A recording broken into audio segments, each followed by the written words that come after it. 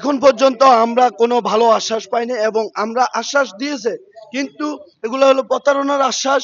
আমাদেরকে দীর্ঘদিন যাবৎ লাঞ্ছনা দিচ্ছে। আমরা 15 মাস বেতন পাচ্ছি না, আজকে 15 মাসে পড়ছে। এখানে 27 দিন আমরা অবস্থান করছি। তো আমাদের অন্য কোনো মিডিয়া নিজ স্বার্থে এখানে আসে নাই।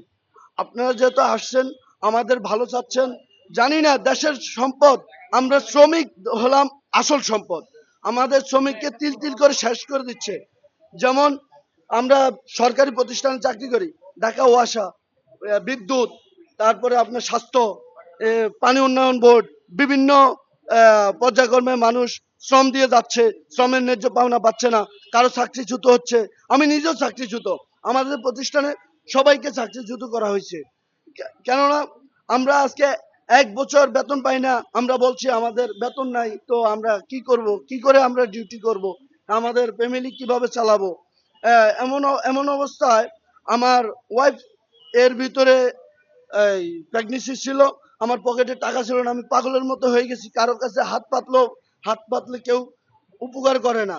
যার কারণে আজকে আমরা এখানে এই শ্রমভবনে অবস্থান, আজকে 27 দিন। আমরা আশা করি সরকারকে বলবো যে আমাদের দাবি মেনে নেওয়ার জন্য, ঠিকাদার মুক্ত চাই, বকেয়া বেতন ফেরত চাই, চাকরি স্থায়ীকরণ ইত্যাদি।